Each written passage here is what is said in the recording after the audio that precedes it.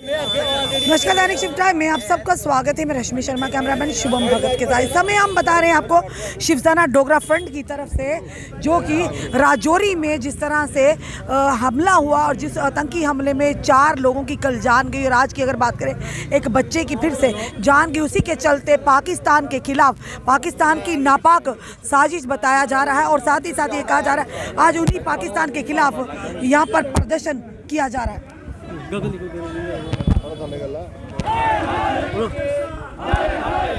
इस समय आप लाइव दृश्य दैनिक शिफ्ट टाइम के माध्यम से देख रहे हैं। शिवसेना डोगरा फ्रंट की तरफ से पाकिस्तान के खिलाफ यहाँ पर नाराबाजी करते हो कि लगातार पाकिस्तान की अगर बात करें नापाक कोशिशों को अंजाम देने का प्रयास कर रहा है। और लगातार जिस तरह से घटना अगर बात करें राजौरी की बात करें, कुछ दिन पहले की अगर बात करें सिद्धड़ा टेरर अटैक की बात करें, या यूँ कहे कि राजौरी में जिस तरह से कल 4 लोगों की जान गई आतंकी हमले में, कुछ घरों को राजौरी के डांगरी गांव में कुछ घरों को निशाना बनाया गया और जिसके चलते 4 लोगों की जान गई और अन्य जख्मी हुए।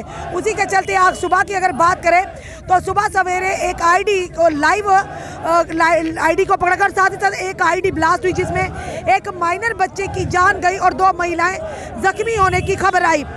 इसी के चलते ये शिवसेना डोगरा फ्रंट की तरफ से पाकिस्तान का झंडा जलाकर पाकिस्तान के खिलाफ रोष जताया जा रहा है। क्योंकि आखिरकार ये बात कहेंगे जहां पर एक तरफ 31 की अगर बात करें 31 दिसंबर की डीजीपी जम्मू ने बड़े बड़े दावे किए थे, पर अभी समय आप जो लाइव दृश्य दिखा रहे हैं, आप देख रहे हैं कि पाकिस्तान का झंडा जलाया जा रहा है और रोष प्रदर्शन किया जा रहा है। पाकिस्तान अपनी नापाक हरकतों से बाज नहीं आ रहा। और सबसे बड़ी बात एक तरफ से सवालिया निशान है कि डीजीपी जम्मू ने कहा था जीरो टॉलरेंस फॉर टेररिज्म, और उस पर पूरी तरह से काम किया जा रहा है। अगर कल की बात करें, कल राजौरी में जिस तरह से आतंकी हमला हुआ जिसमें 4 लोगों की जानें गई और अन्य घायल हुआ, उसी के चलते क्या कमियां रही कि आज उसी स्पॉट पर, यानी राजौरी के उसी डांगरी स्पॉट पर जहां पर कल इस तरह का हमला हुआ और जिसमें लोगों की जानें गई, उसी सेम जगह पर आईडी ब्लास्ट हुई है और जिसमें एक बच्चे की जान गई है। क्या ये व्यवस्था की गई थी? अगर वाकई सही तरह से छानबीन की गई होती, सर्च किया होता, तो क्या उस आईडी को कल खुद ही डिफ्यूज नहीं किया जाता और वो बच्चे की जान नहीं बचाई जा सकती थी? आखिर कमियां कहीं तो हैं।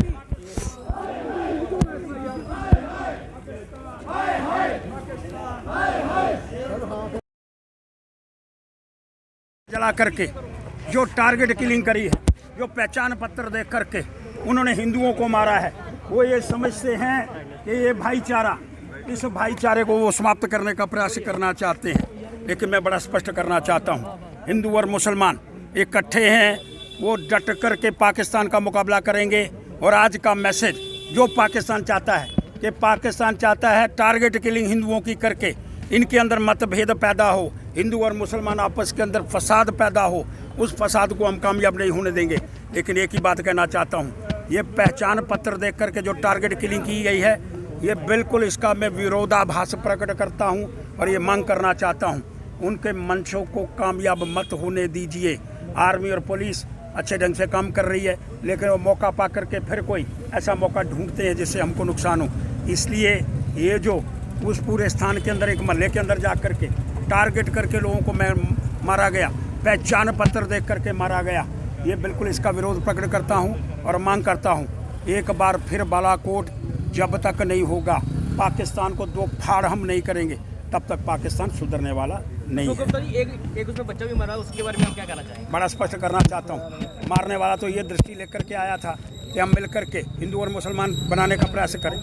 उसमें बच्चे भी आ गए, औरतें भी आ गई, नौजवान भी आ गए, लेकिन मिल करके बहुत बड़ा नुकसान हुआ है और कितने लोग घायल हो गए हैं। सरकार का तंत्र वहाँ जाना चाहिए, उपराज्यपाल जी आप वहाँ जाइए, जा कर के सोएं, देख करके वहाँ की व्यवस्था की पालना करें और ऐसी घटना दोबारा ना हो।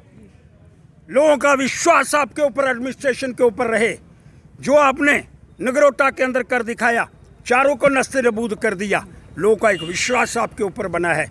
अब वो विश्वास खड़ा रहना चाहिए उसके लिए आपको अलर्ट करना चाहिए और इनको नस्तानाबूद अशोक कर। जी, कल की अगर बात करें, कल राजौरी में जिस तरह से 4 लोगों की जान गई, अन्य घायल हुए, उसी के चलते कमियां कहाँ थी कि आज सुबह फिर से एक आईडी ब्लास्ट हुई जिसमें एक बच्चे की जान गई, 2 महिलाएं जख्मी हुई। कमियां कहाँ बताते हैं, कहाँ किस तरह? कमियां बड़ा स्पष्ट है कि वो लोग ये तय करके आए थे, उन्होंने पहली तारीख को घटना करनी है। हम लोग अलर्ट थे, चूक कहाँ हुई? वो चूक के विषय के अंदर हमको विचार करने का प्रयास करना होगा। वो चूक दोबारा ना हो।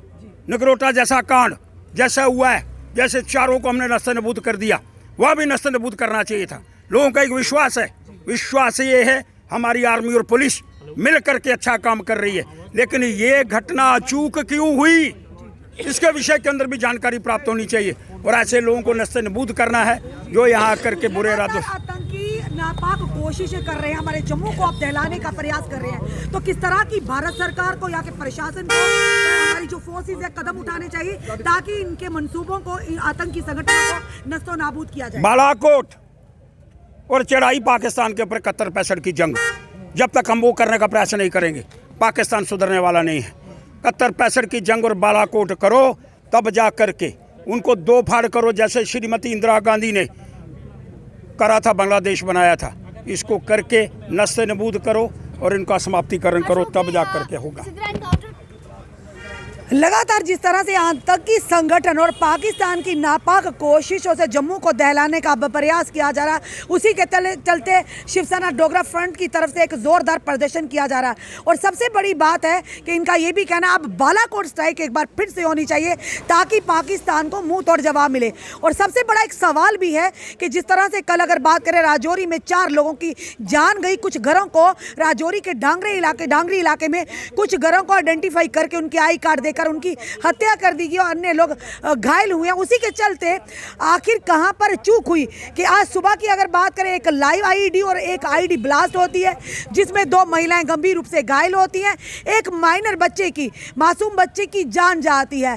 आखिर चूक कहीं ना कहीं तो हुई है। अब किस तरह से उस चूक को सुधारना, ये वहां की एडमिनिस्ट्रेशन, हमारी जम्मू कश्मीर पुलिस और हमारे सुरक्षा बल, पैरामिलिट्री फोर्सेस ने तय करना है कि इनके मंसूबों को, नापाक मंसूबों को, आतंकियों के किस तरह से नस्तो नाबूद किया जाए। अपने कमेंट, अपने सुझाव हमें जरूर दीजिए। इस वीडियो को जितना हो सके शेयर कीजिए। जुड़े रहिए हमारे साथ अगले अपडेट के लिए। जय हिंद।